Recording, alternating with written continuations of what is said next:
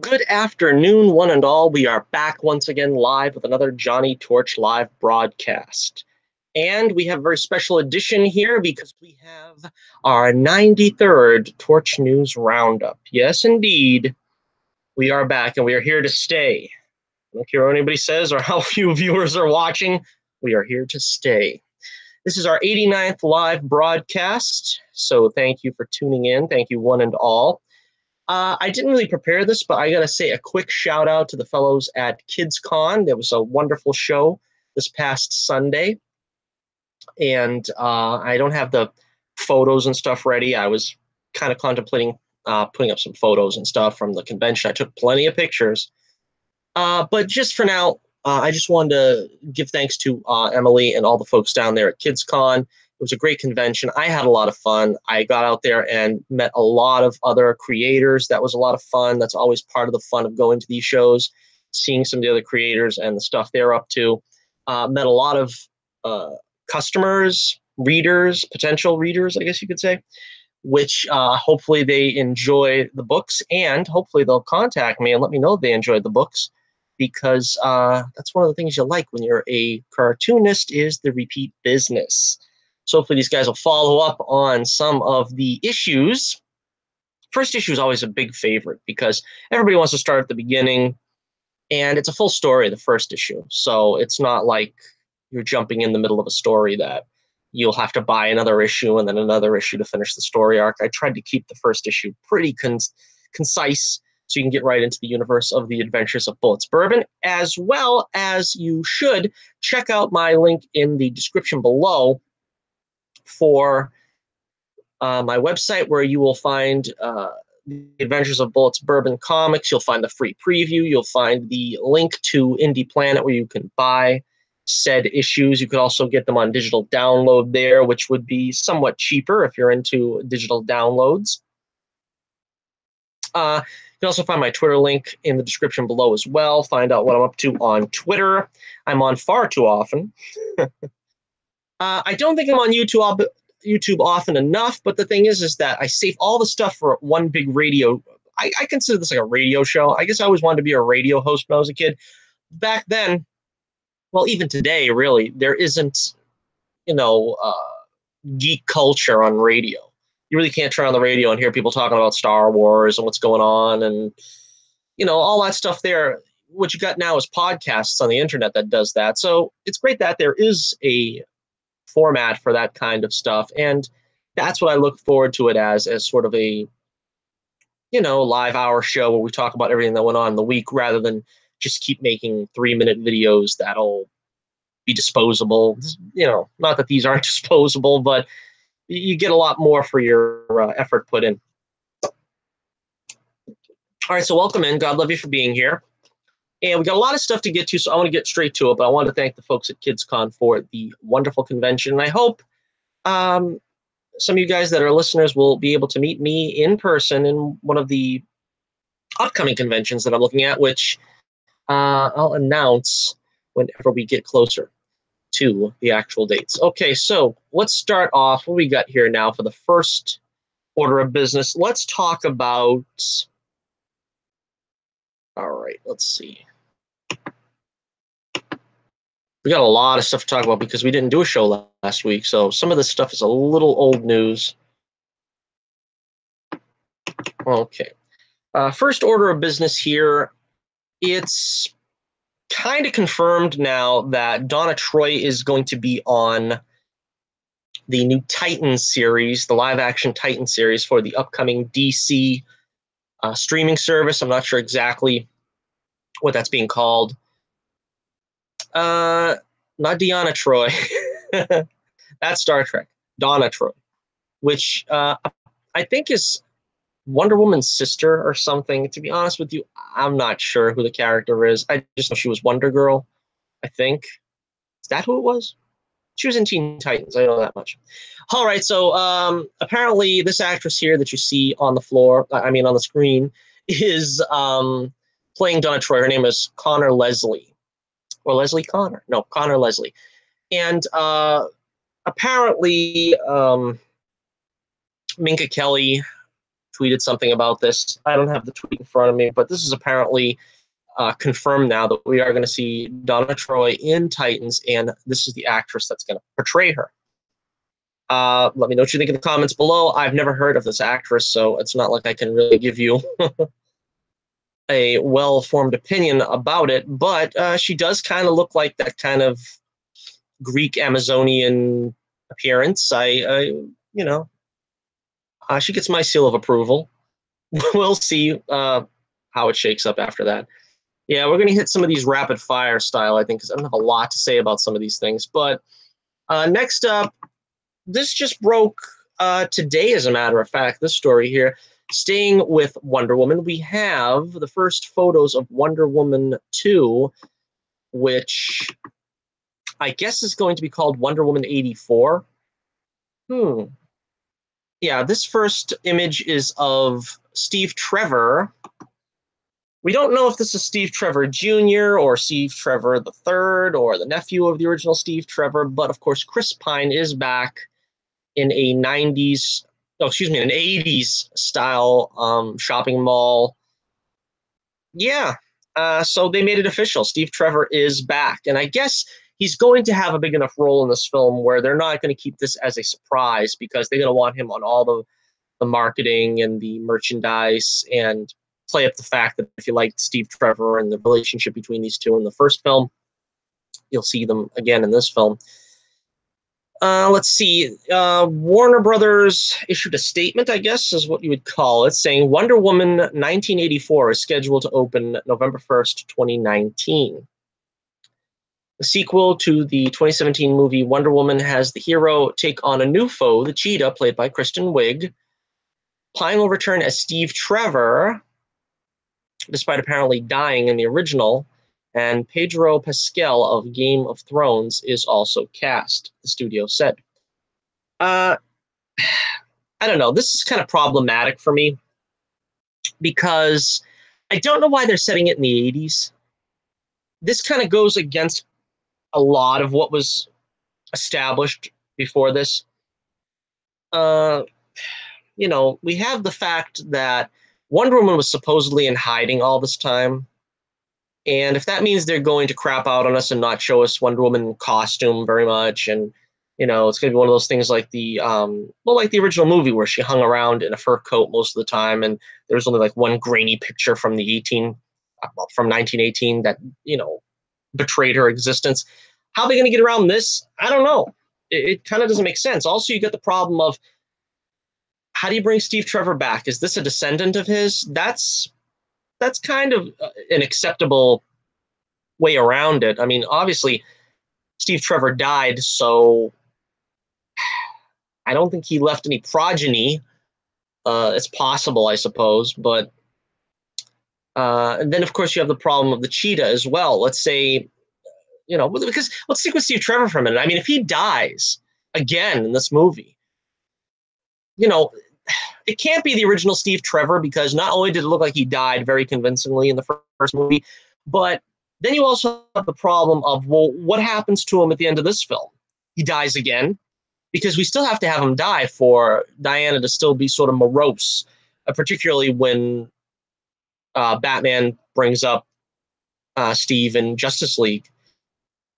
So again, kind of nonsensical the way this is going on, but I would hope, and I think it'll be the case, that this is a descendant of Steve, and this is going to be like Steve Trevor Jr., Steve Trevor III, or taking it from Captain America. They already have such a close, you know, parallel there between storylines. Let's just say this is a, you know, a nephew, a grandnephew, a great-grandnephew, something like that, and the family resemblance is strong. This is sort of what they did with Steve in the television show. Let's take a look now at the other image that came out. This is of Diana looking at several television screens. Not really sure what to make of this image, but see Larry Hagman over there. Dallas, of course, was big in the 80s. What's the point of putting it in the 80s? I really don't get either, other than it was a great time. I mean, you know, the 80s were the best. Let's just put it that way. The 80s were the best, but is there a specific reason why Wonder Woman comes out of retirement or what have you particularly in the 80s. Of course, the villain is the cheetah. This also brings up an issue, like I said, of the cheetah, where why does the cheetah, not show up again? Is she going to get killed off in this movie? That's disappointing because I still want to see the Legion of Doom and have a lot of the villains gather together for that. And if you don't kill her off here, you're going to have to bring her back 30 plus years in the future. Unless, of course, because she's enchanted or something, she doesn't age very much. I don't know. This is a cool picture, but again, I want to see Wonder Woman in costume. I want to be confirmed. There was some kind of report, I remember a couple of weeks ago, where some guy said on Twitter that she has a new costume. That gives me pause. I hope they don't do this SJW stuff with Wonder Woman, because so far she's been the only one exempt from it. She's been the only one that's got the traditional costume on. Of course, they gave her the skirt, which basically, especially in Justice League, it didn't really even matter, really, that she had a skirt. But I don't know. What do you think? This is kind of unusual, but Patty Jenkins, I guess, has a plan, and we will see how it goes. Let me know what you think in the comments below about Wonder Woman 2, or I guess as it is going to be called, Wonder Woman 1984. So they are hard to work on that already. That's good. All right, we're going to breeze through a bunch of DCEU, either rumors or just, some lightweight material stuff here. Let's start off with this one. We've got, according to The Hollywood Reporter, The Flash will finally begin production in 2019 with Ezra Miller, and it will look towards films such as Back to the Future for inspiration. So again, does this mean this is going to be one of those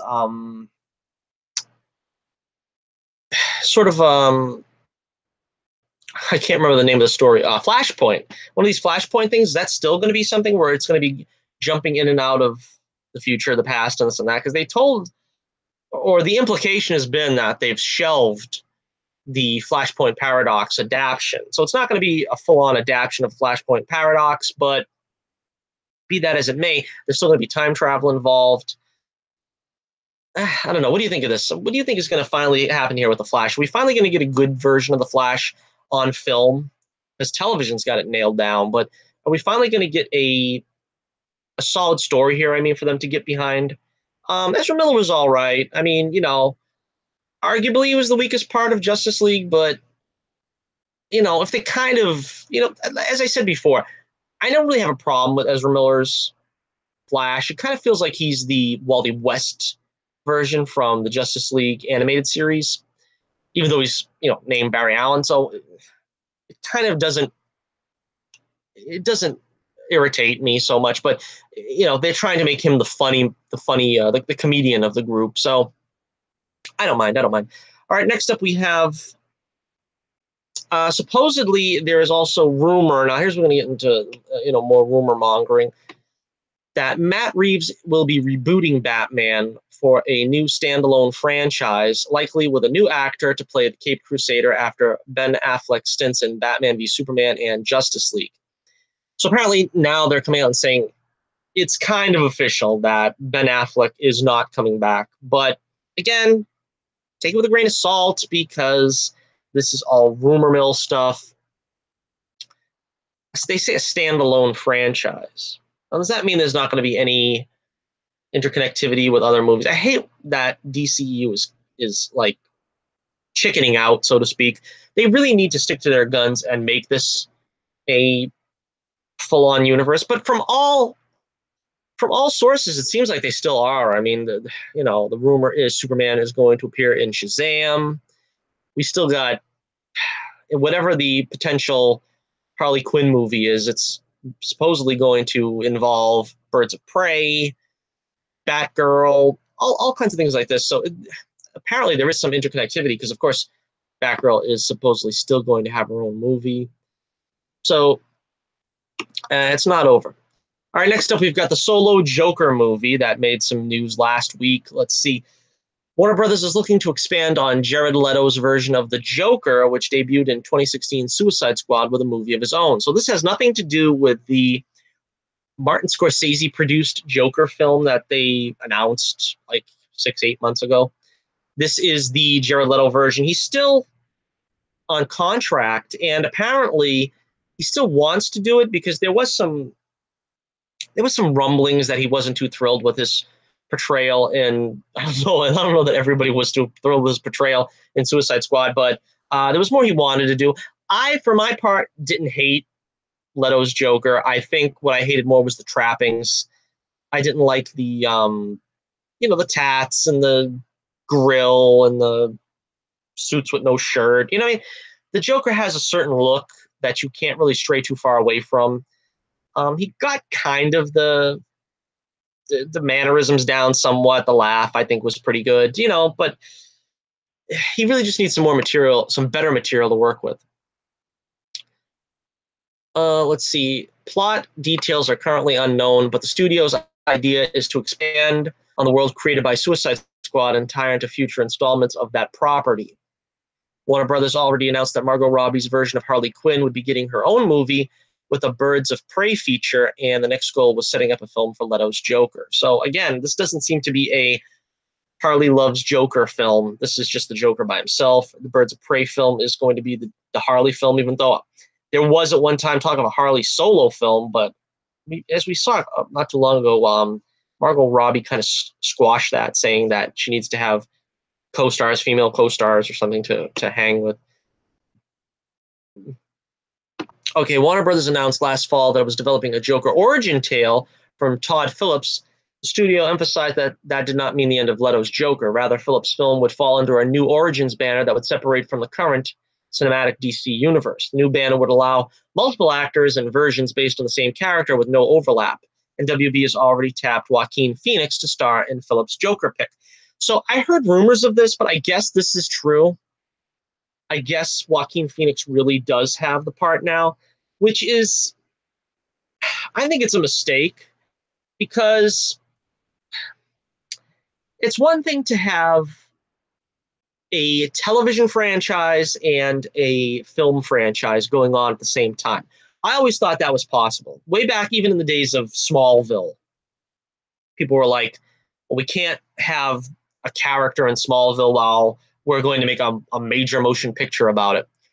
And I thought that was silly because, you could sit at home and watch The Flash, and you could just as easily go to the movies and see a big budget spectacular of The Flash. And it's two different animals, and you get two different things out of it. That's fine. As long as you don't parallel too closely. Like, I don't think it was a good idea for them to stick too closely to the whole, Barry's trying to get his dad out of jail again. It seemed like we were going to start that all over again when we already did that season after season on television. But the idea of we're going to see a Joker origin film with a different actor, and then we're going to go back to Jared Leto's Joker, and supposedly we still can't get the Joker on TV. Dominic Mohegan, what's his name? The guy that plays the Jerome/Jeremiah characters on Gotham. He's not allowed to look too much like the Joker. He's not allowed to act too much like the Joker. He can't do both. Basically, he can't have the green hair, and they're kind of getting away from him laughing and, doing the manic Joker shtick, so to speak. So I don't really know what kind of, studio gobbledygook they're coming up with, because it really doesn't make much sense what they're doing. It's like, well, we could put Superman and Supergirl, but then again, we can't put Batman in Arrow. I mean, it's like, it doesn't make a whole lot of sense, but what they're doing. All right, and let's get to the last story here in the DCEU rumor mill, which is Joey Manganiello allegedly revealed to a fan at a convention that he's set to return as Deathstroke in Suicide Squad 2. Now, this is interesting because poor Joe Manganiello, he's been dragged all over the DCEU lot. He was originally scheduled to play the main villain in the Batman. Then people in the higher ups started thinking, well, maybe we could use like a real full-fledged Batman villain in that film. That kind of makes more sense. So he got relegated to Justice League duties. So he was to be Deathstroke in the Justice League sequel. And when that movie didn't do too well, of course, the Justice League plans are shelved, at least for now, hopefully not for long. And it was announced he was going to have a Deathstroke solo, because that's the new vogue these days, is to have solo supervillain movies. I don't know why or whatever. And that kind of went by the wayside as well, because, again, that's kind of tentative, it's a tenuative prospect. So now they're saying he will play the main villain in Suicide Squad 2, because the original plan to have Black Adam be the villain, a character that The Rock has been trying to play since, no exaggeration, I would say 2006. I think was the first time we heard rumors of this. Maybe 7 or 8. I won't go any lower than 8. We've been hearing at least 10 years The Rock has been wanting to play Black Adam, and then it was confirmed he'd play Black Adam. Before that, he was even up for, people were suggesting he'd play Shazam, but man, it's been like over a decade, I think, that Dwayne The Rock Johnson's been waiting to play Black Adam. And again, he's not going to get a shot here in Suicide Squad 2. He's not going to be in Shazam. I don't know. He's going to be, he's going to be applying for Social Security by the time he gets the role of Black Adam in a DC film. The decision made to use Slade Wilson as the central antagonist may be because of the backlash for the Enchantress being the villain in the first Suicide Squad film, and the concept being that she was too powerful for a group of basically mercenaries. All right, so Suicide... Don't try to talk and drink at the same time, folks. Suicide Squad 2 is set to be directed by Gavin O'Connor, and as well as Harley Quinn, Deadshot, Joker, and Killer Croc will all return as well, with the sequel being eyed for a release at some point in late 2019. So what do you think about that? Suicide Squad 2, more Harley Quinn is not a bad thing in my book. More Margot Robbie Harley Quinn, particularly. All right. We'll tack this on at the end of our little DCEU segment. Geoff Johns has stepped down from being, I didn't have all the notes for this one, but the chief creative consultant, so to speak, at DCEU. And his new gig is going to be to take care of scripting duties for the Green Lantern Corps film that was supposedly going to come out in 2020. I don't know if it's still scheduled for that. Apparently, rumor has it that it is going to star would mean the actor, but it's going to feature Hal Jordan and Jon Stewart as the dual protagonists. There was a script supposedly written by David Goyer, who, as we all know, handled much of the Nolan Dark Knight trilogy. He brainstormed the Krypton series, which was really good, I thought, for sci-fi. And he did what was described as a buddy cop take on the Hal Jordan, Jon Stewart relationship for this movie. And I thought that sounded really good. So let's hope that script is still in play, because Geoff Johns is going to rework it. As I understand, Geoff Johns oversaw the original Green Lantern movie with Ryan Reynolds, which I did not hate, by the way. A lot of people hate that movie. I thought the movie was okay. It was okay. I mean, like I said, the villains is what really let it down. I mean, I thought Ryan Reynolds was fine, and the action, the CGI was fine. I didn't have a problem with any of that. But Hector Hammond was bad, and Parallax, I don't know. I didn't mind Parallax that much. I mean, he worked as good as a huge head. That was scary. It kind of was. I thought it was a decent visual, but a lot of people didn't like it. But Hector Hammond was pretty lousy, so that's where I think they went wrong. But yeah, Green Lantern Corps. What do you think? Tell me in the comments below, and we will move on now to let us wrap up our superhero portion before we get into all the Star Wars falderal. We've got the Spider-Man Into the Spider-Verse trailer. Is that what they're calling it? I'm going to be embarrassed if I find out it's called something else. But let's see. I got a couple of images here. And okay, so we'll just break it down here. We've got Miles Morales. His dad is a cop. Now, I'll admit, I don't know anything about Miles Morales. All I know is he's Spider-Man in the Ultimate Verse, which I never liked the Ultimate Verse because there was a Peter Parker in the Ultimate Verse, and they just like did like an alternative version, which was supposed to be more hip and cool for the youngins. But I never bought it. I didn't like it, and eventually, I guess this Ultimate Verse spawned a knockoff Spider-Man, which was Miles Morales. And I know he's popular. I personally don't like knockoff superheroes. And I know a lot of the knockoff superheroes are usually, minority characters, which is something that Marvel has been known for with the SJW politics and stuff.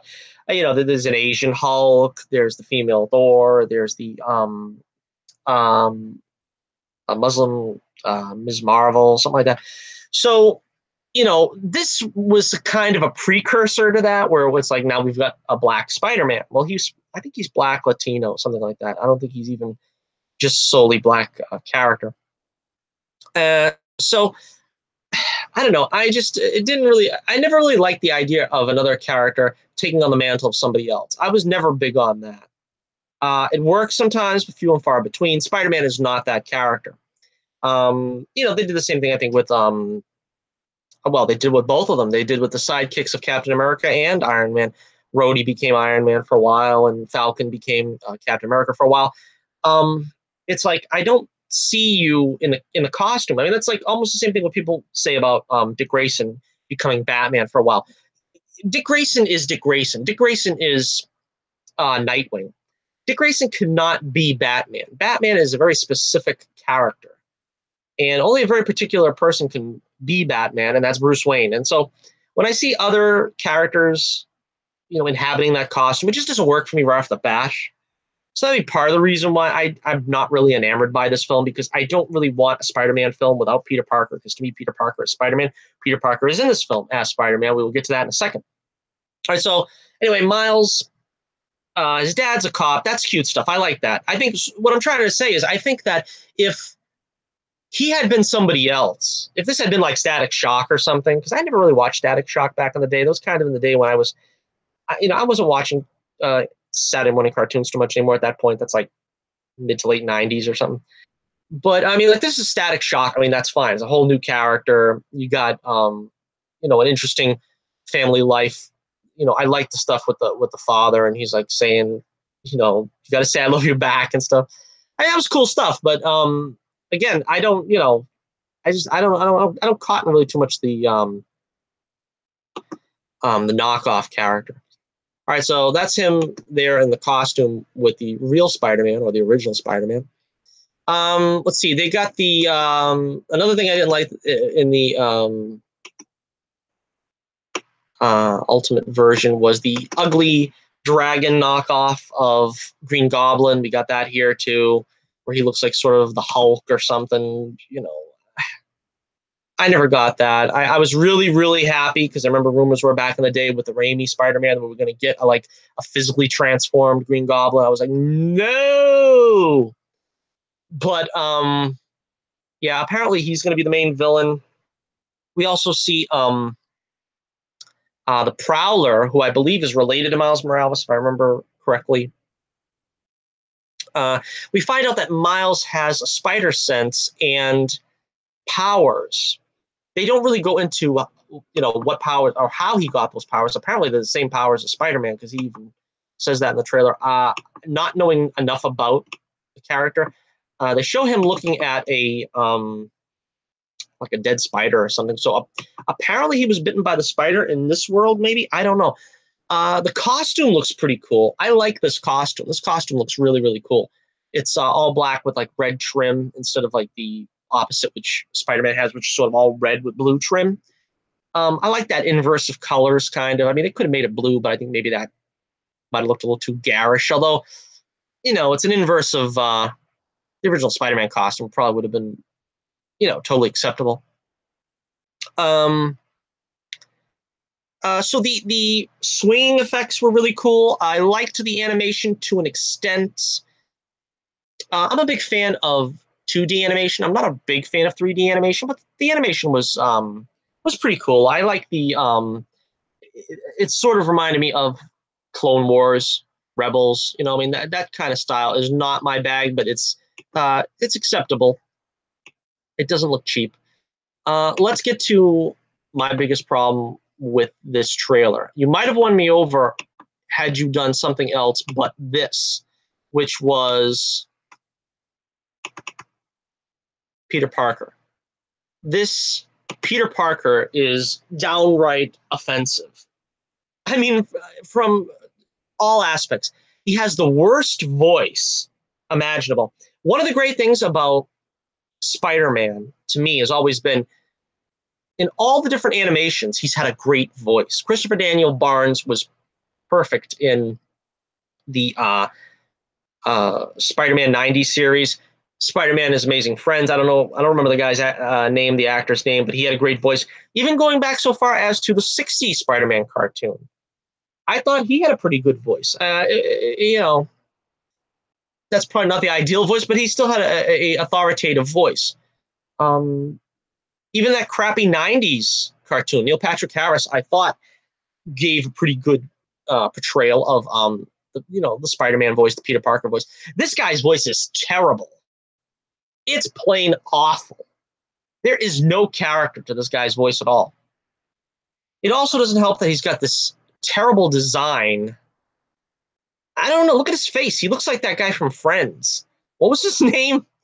I can't remember, but it doesn't look like Peter Parker to me. Now, this is supposed to be an adult Peter Parker, I guess, so they're trying to not make him look like a kid. Of course, the exaggerated, ridiculously huge shoulders might help make him look a little older, but I don't know. It just looks terrible. He sounds terrible. He kind of looks and acts like a hobo in this trailer. He's like eating and stuff. I guess the joke is maybe he hasn't eaten in a long time. But man, am I disappointed. I mean, you could have won me over. It was like, oh, you're going to get to see Spider-Man in action. The real Spider-Man. You're going to see Peter Parker. I wouldn't give you 10 cents to watch this Spider-Man. Man, he is terrible. So, I don't know. Another demerit in that category. All right, last but not least, let's take a look at this. Another thing I wasn't too crazy about either. This is, for some reason, a popular character, Spider-Gwen, at the end of the episode, at the end of the trailer here. And I've never really understood this wealth of spider characters they tried to introduce. There was Spider-Girl, which I guess was a alternative Earth version of Peter Parker's daughter that didn't survive in the real Earth, but survived somewhere else. Then we have Miles Morales, which was the ultimate version where the original Peter Parker dies. Then we got Spider-Gwen, who apparently didn't die by the Green Goblin's hand and somehow became imbued with spider powers. Honestly, Spider-Gwen, Gwen Stacy to me fulfilled her usefulness when she died, basically. It sounds kind of harsh to say, but a lot of people idolize this character, and really think a lot of her. But to be honest with you, she was a bland character that honestly really didn't have a whole lot going for her. And killing her off really was the only way to go with her. It shook up the status quo. It, gave Peter his first real challenge, to overcome something like this. And it also,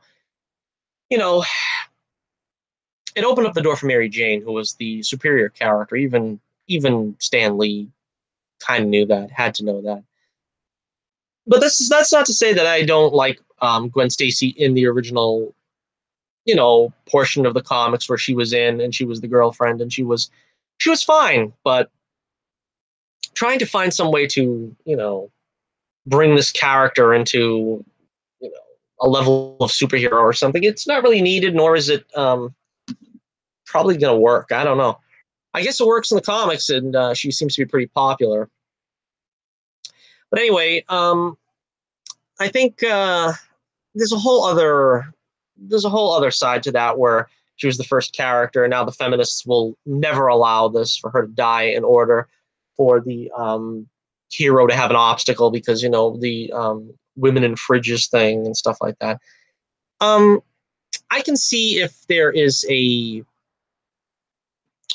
I don't like things done for shock value.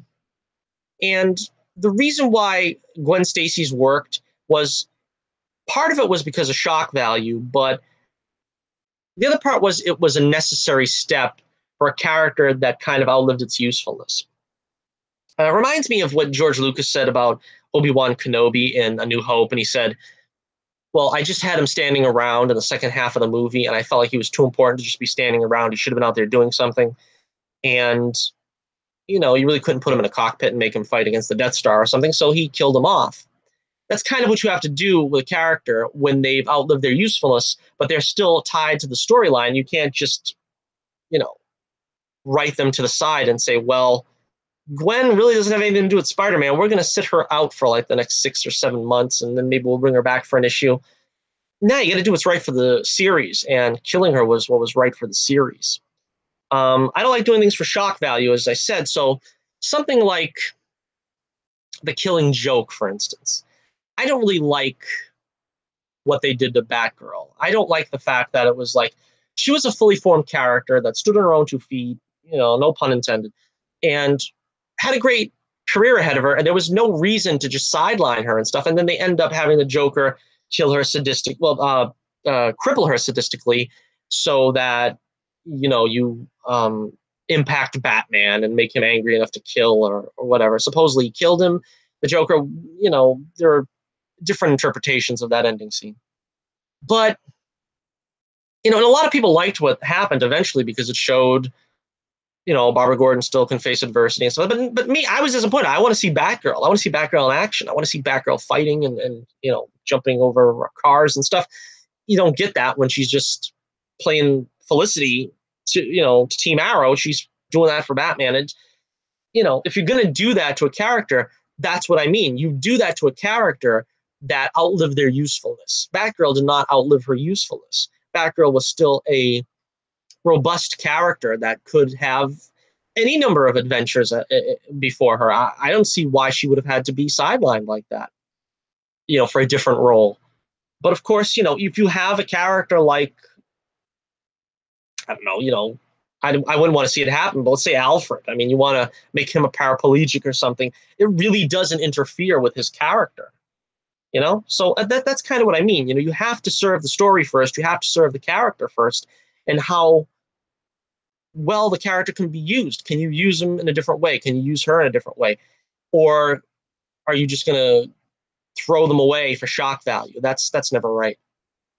All right, so that was my review here of the Into the Spider-Verse trailer. I'm probably not going to see it. I'm not really interested in it. I don't begrudge anybody who's a Miles Morales fan of seeing it. I'm glad you got your movie, and hope you can enjoy it. It's not going to infringe on the MCU. They're not going to take Tom Holland and, you know, put him out to pasture. So it's all good. But I don't really see no need for it. I always go back to this analogy, but I never really liked Batman Beyond. It was okay. I watched it when it was on, but I was like, why can't they just give us new Batman the animated series?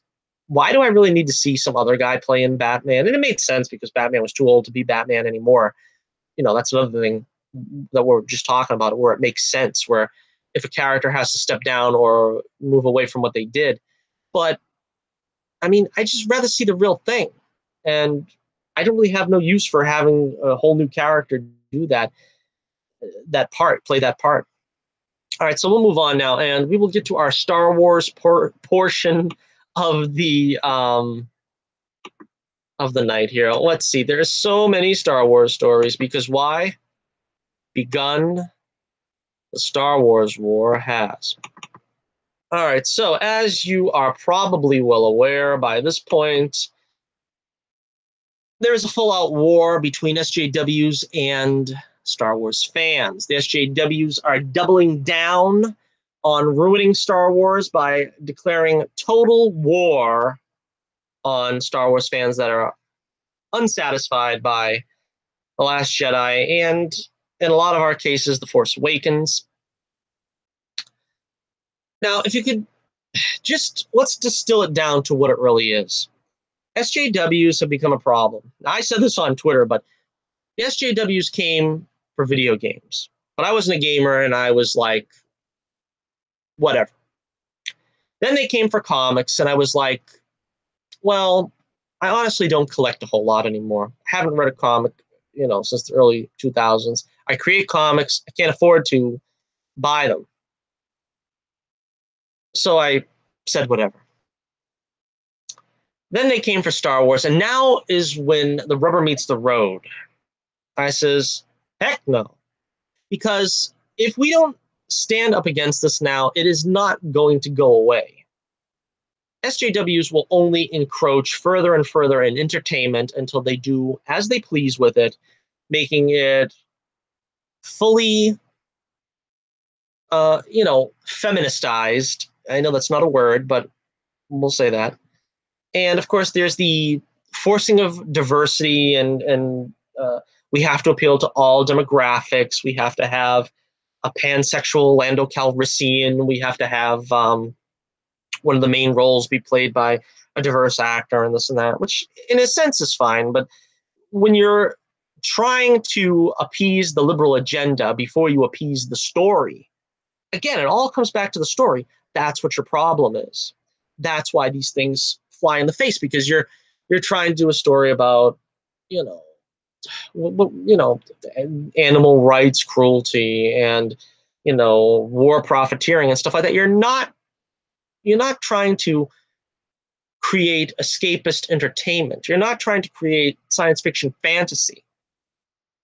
Now, of course, the SJWs in charge are feeling the heat, and they're pushing back now. They don't seem to understand that when you're preaching your own political values and social political values, you're going to have pushback on people who either don't want that encroaching on in their entertainment, or just don't want to be preached to. They just don't want to be lectured. And so, of course, what does the SJWs always do? What did they do when they were criticized, when comic readers didn't like what they were doing? And it's almost the same thing, but it's actually worse in the case of comics, because we had, as I mentioned before, we had them taking away the mantles of all the heroes and giving them to, for the sake of diversity. Iceman now has to be gay. We have, as I said, the Black Spider-Man, the female Thor, the Black Captain America, whatever. And when faced with that pushback, the SJWs are doing here the same thing they did there, which is not to try to understand why fans are not connecting to these characters and not connecting to these stories, but they'll cry, "Oh, you're just a racist, you're a sexist, you're a homophobe. The fandom is toxic, and it's all the fandom's fault. The fandom is to blame. There's nothing wrong with the product that they're making. The problem is with the fans." And they don't seem to understand the old adage of the customer is always right. If fans don't want this kind of SJW politics in their Star Wars, in their comics, they're not going to partake of that entertainment anymore. They're going to find their entertainment elsewhere. And of course, what happens is the SJWs march on to that next form of entertainment and try to take that over too. Until you have either no choice but to accept it, or you're going to forego all forms of media and entertainment, because they are trying to get their hooks into everything. Now, what SJW Lucasfilm should be doing is owning up to their mistakes. They should acknowledge their flaws. They should apologize, so to speak. Perhaps not with a actual apology, not I'm so very sorry, but as I've said before, they should promise to do better. They should, do what the old-fashioned olive branch was supposed to be used for. Give out an olive branch to try to bring some of these fans back into the fold. But SJWs don't do that, as I said. they'll label people. They'll label you as a racist because you don't like the Last Jedi. They'll label you a sexist because you don't like the Last Jedi. They'll label you a homophobe for whatever, not liking Solo. That's kind of where we're at. Now, this ties into where we're going to go next with this next story, of course, which made all the rounds, which was Kelly Marie Tran, who plays Rose Tico, left Instagram and deleted all her posts. Apparently, she didn't delete the account, but she deleted all her posts. And that put out a Ewan outcry that she was harassed off of Instagram. And of course, now we've got Force Out the Hate and all kinds of stuff like that there. And the media is playing up this narrative, as they always do, because they're the sycophants of the SJWs, where they are portraying the fans as being so harsh and so brutal that they just tortured this poor woman until she had to flee. Meanwhile, Kelly Marie Tran hasn't said anything. It would be one thing if she had left some kind of parting message saying something like, I can't put up with crap anymore and the fans are too much, or something like that. Now, in fairness, there has been a large wave of anti-Rose Tico sentiments online. I know comic artist Pro Secrets. I can't remember his name, Evan Shriver. He has basically made Rose Tico sort of a running gag on his channel. World-class BSers. There's a bunch of YouTubers who have sort of ran with the joke that Rose Tico is sort of the face of the failure of the Star Wars franchise. Personally, I didn't have a problem, as I've said this a couple of times, I really didn't have a problem with Rose Tico so much as the writing of the characters. I mean, the writing of the characters failed everybody. They didn't just fail Rose Tico. They failed Finn. They failed Poe. Poe was an ineffective, dummy. I mean, he was trying to organize a mutiny for a place against superiors that wouldn't tell him the time of day. It didn't make no sense. And the same thing here with John Boyega. I mean, his character in the Force Awakens was relatively palatable. I mean, they had some prospect with the character, but again, it went out the window with The Last Jedi. It was a ridiculous and useless subplot that he was engaged in. Before we get into that with John Boyega, the media's been all over the story. A lot of people are, taking the side of, oh, poor Rose Tico and their white knighting, and let's protect Kelly Marie Tran from these horrible, vicious people. Unfortunately, the sad truth is, if you're a public figure online, you're going to face this kind of stuff if, there is any, bad fan reaction. This is not something that is unique to Kelly Marie Tran. Take a look at Jake Lloyd. Need I say any more? The kid was hounded and persecuted by grown men, mind you, and women, I suppose, but mostly grown men who harassed and belittled his portrayal of Anakin Skywalker until now. Everybody pretty much thinks that's what turned him into sort of a, troubled young adult, I suppose, let's say. I don't know the current situation, but he, I guess, crashed his car into a tree or something after assaulting his mother, allegedly. I don't know, some kind of crazy stuff was going on with him. You've got Hayden Christensen, who pretty much gave up acting. I mean, he sort of disappeared for a while there, and maybe he's doing a project here and there, but Hayden Christensen was hounded out of Hollywood, basically, by these Star Wars fans. So to try to say that Star Wars fans are more toxic now than they've ever been is not really applicable. You really can't say that, because Star Wars fans have always been a sour lot. You know what I mean? That you really couldn't get around them if, you presented them with something that they didn't like. Now, I was on the other side of that argument back in the prequel days. I liked the prequels. I've always unabashedly liked the prequels. Of course, as anyone will tell you, they're not as good as the original trilogy, and there are some flaws. There's some things I don't like. There are some things that I wish Lucas could have done better. But at the same time, it generally speaking was satisfying.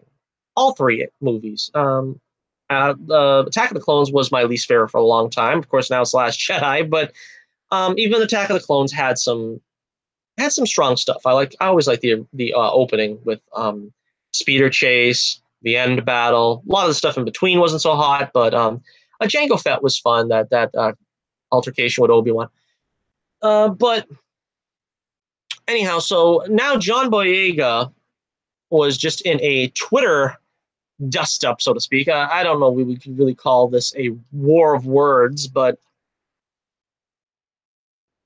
John Boyega responding to fans' complaints basically ended his discussion with "we don't care," which to me, that reminds me of when Michael B. Jordan was listening to fan complaints about him being cast as the Human Torch and in Fan Stick, and he said they'll see it anyway.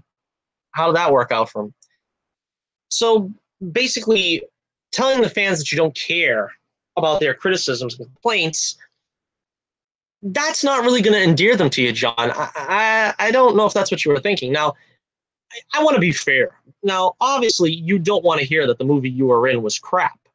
So I understand where John's coming from in that respect. I mean, it must not be easy, especially when the advice is basically to bite your tongue. That's the advice they give you, is basically when you receive this criticism, bite your tongue. Don't get baited into a debate with trolls and so forth. But he has a right to say what he wants, but telling the fans we don't care doesn't particularly endear you to the fans that are going to come out and see your movie. It would probably be better served if he didn't say anything. Hindsight being 2020, of course, maybe he realized that too by now. But all right, so so we have the fans clashing with the actors. The actors really aren't to blame because they're just performing what is written before them. But let's move on now to Rian Johnson, who is setting up to do his Star Wars trilogy, allegedly going to get the Star Wars trilogy made in 2020. Now, he took to Twitter as well, calling fans man babies for, he's basically virtue signaling as well and white knighting because of Kelly Marie Tran leaving Instagram. And again, just to once again make it completely clear, I am not for harassing any public figures or private figures. Do unto others as you would have them do unto you.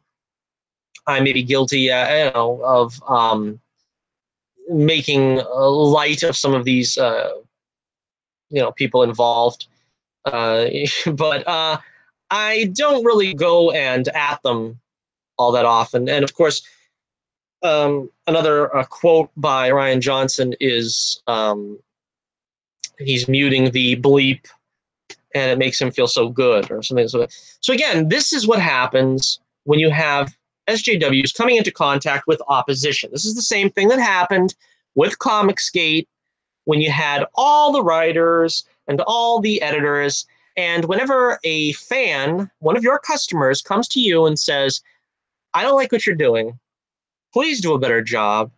Please stop doing what you're doing and do a better job. And you respond with, F you, you're a bleep, we don't care, and don't see it if you don't want to. Don't read it if you don't want to. That is the SJW go-to response. And that is why it is such a toxic culture. They want to blame Star Wars fans. And comic fans and I guess gamer fans. They want to blame them all for being toxic. When it starts with them, it starts with this behavior. They are being toxic, and that's not to excuse anybody in the fandom and any of these fandom communities that do go overboard and stuff. But they have to hold themselves to a different standard. When George Lucas was basically bullied out of being the head of Star Wars, he basically sold Star Wars because he was bullied out of it. He was online bullied out of Star Wars. Don't make any mistake about that. So when George Lucas left Star Wars, he didn't make this big scene. He didn't swear at the fans. He didn't make a big brouhaha. He didn't have people rally to his cause because he was so mistreated. He took it like a man. And he basically took the high road. He did not go down to their levels. But the problem with SJWs is they foster this kind of behavior from the communities, and they feed on that. They feed on that for an air of superiority. So they can say, see how they're acting? See how they're acting? That's why we have to do what we do, because of these people.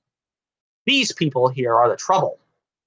We're the ones trying to do goodness and niceness and light, and, you know, we're bringing diversity to the masses. We're bringing, you know, social justice to the masses. But what's really happening is they're just offending everybody else that's not in their liberal mindset. And if you don't agree with their liberal mindset, you're a Nazi. Pure and simple. That's their go-to charge. You don't like, I don't like Miles Morales, I must be a Nazi. That's it. Simple and pure. Must be a racist. If you don't like Rose Tico, you must be a racist and a sexist. You don't like Rey because she's overpowered and a Mary Sue, you got to be a sexist. And that's basically the whole thing. They don't know how to tell good stories. And when they fail at the storytelling because of their virtue signaling and their SJW politics and their, you know, doing all there is to do, it fails. And when the fans come back and say, why didn't you do better? They blame the fans and say, it's because you didn't get it. It's because you can't get with social justice and the times and the liberal mindset. All right, so we're going to wrap up here. Well, also, I wanted to point out Kathleen Kennedy. There's been rumors going on about Kathleen Kennedy being removed. I wouldn't get too excited about that because, honestly, once the SJWs take over something, this is, again, I sat back and looked at all this to see what there is to see and what to expect going against Star Wars, since they've already taken over comics, they've taken over gamers and this and that. But they're just going to take they're going to take power away from Kathleen Kennedy. At some point, she's going to step down because the box office wasn't that great for Solo. It's probably not going to be very good for Episode 9. So let's say she does step down. She's going to just hand it over to somebody else that's in the same group, the same mindset, and another functionary is going to arise to take her place that might be a little less abrasive at first, but it's still going to toe the party line. It's the same thing that's going on right now with Marvel when they got C.B. Cebulski, and everybody was excited at first saying, oh, by all accounts, he's our guy. He's going to restore comics to the glory days and what it once was. And then they're shocked to learn he's basically got the same players running roughshod over everyone. You know, the only difference is, you know, they're trying to sort of stem the tide of, you know, the bad press. They're trying to do some PR to improve the PR. And, you know, that's what's going to happen here. They'll get another function. They're not going to get Dave Filoni, which, I don't know. I'm not crazy about Dave Filoni, but, you know, he's head and shoulders above anything Kathleen Kennedy and that brain trust has been putting out. I'm sure he'll do a fine job in comparison. But I mean, he's not the beginning and end of Star Wars. But anyhow, so I would like to see Kathleen Kennedy leave if these rumors are true that she's going to leave by September or in September. I wouldn't put too much stock in it, but even if she does leave, it's almost a guarantee that we're going to get a mini-me of her anyway. Probably still going to be a woman because they don't want to look like they're chasing a woman out of the executive suite. And it's going to be business as usual. All right, now we'll finish up here with our Star Wars segment. We've gone about an hour here already. What about Uncle George? I wish we could hear what Uncle George had to say about all this, but of course he's minding his own business here. But there was a tweet released today where some clues to what Uncle George would have done with episodes 7, 8, and 9 had he been still the writer. In the companion book for the TV show, James Cameron's Story of Science Fiction, is where this quote apparently was originally in. In that book, Lucas states that in his take on the next 3 Star Wars films, episodes 7, 8, and 9, they were going to get into a microbiotic world. But there's this world of creatures that operate differently than we do.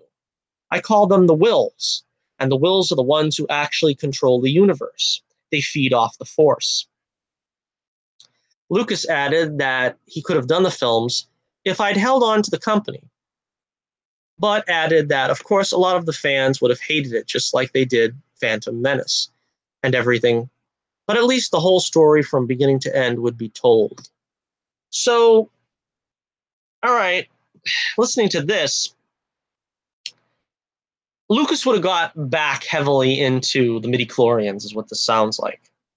That's what he was laying the groundwork for in Phantom Menace, apparently. He had this idea from the beginning when he first wrote the drafts, because if you ever read the annotated screenplay, I got that book, and it's really a great book if you ever want to see the annotated screenplays, where I don't remember the fellow's name, but he basically went through all of the earlier drafts of the films, the original trilogy, and annotated what was happening in all these drafts during the scripts, the actual shooting scripts.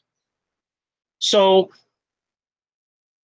originally, it was called The Adventures of Luke Starkiller, taken from the Journal of the Wills. And apparently a lot of people say that what originally was conceived and what eventually would have ended up happening was the Wills were this, for lack of a better term, holy race that basically could have a better attunement with the Force than any other species. And somehow they would be sort of the Greek chorus, so to speak, of Star Wars, and that 3PO and R2-D2 would be sort of their, storytellers, and that's why they were going to be through the whole, three trilogies, because they basically saw what was going on and, recorded all this information and then imparted it to the Wills, who were sort of, as I said, the Watchers, sort of as Stan Lee created them for the Marvel Universe. That's kind of interesting if that's the way it would have unfolded, but things changed. Again, 3PO and R2's involvement wasn't quite as strong in the prequels as, 3PO's mind is wiped, which you can't tell me that wasn't a last-minute decision, because in a lot of scenes in Star Wars, the original trilogy, 3PO is like kept out of it. Like, I don't think it's an accident that 3PO asks to be shut down at the point when Obi-Wan gives Luke Anakin's lightsaber and starts talking about what happened to his father. Knowing 3PO, that wouldn't be a secret he could keep, and thus, was the reason why he was shut off at that point. But anyway, what do I think about it? I said very early on when Lucas sold Star Wars that I doubted he had very many solid ideas left for the franchise.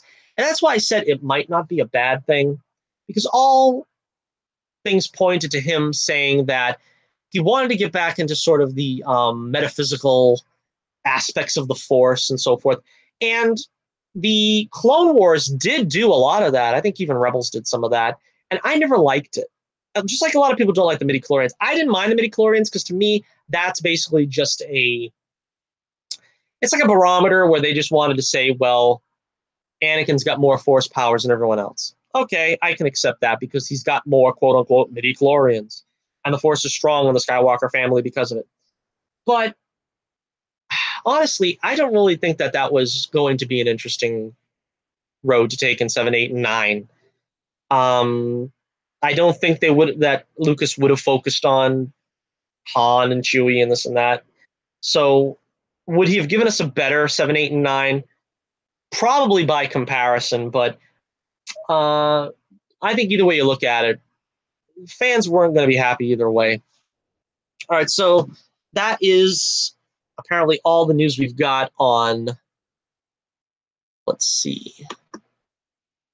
All right. Okay, so I am going to wrap it up. You know what I'm going to do? I'm going to wrap it up because we've got about an hour here, and I still got mailbag to do, but we are going to hold on to mailbag for the next show. That will be interesting. We can do a Torch News Roundup with the mailbag included. So thank you all for joining, and listen, let me know in the comments below what you think about any of the news, any of these subjects we've been tackling. Particularly, what do you think about this all-out war now that the SJWs have tried to invade Star Wars? What do you think about how the SJWs have invaded comics?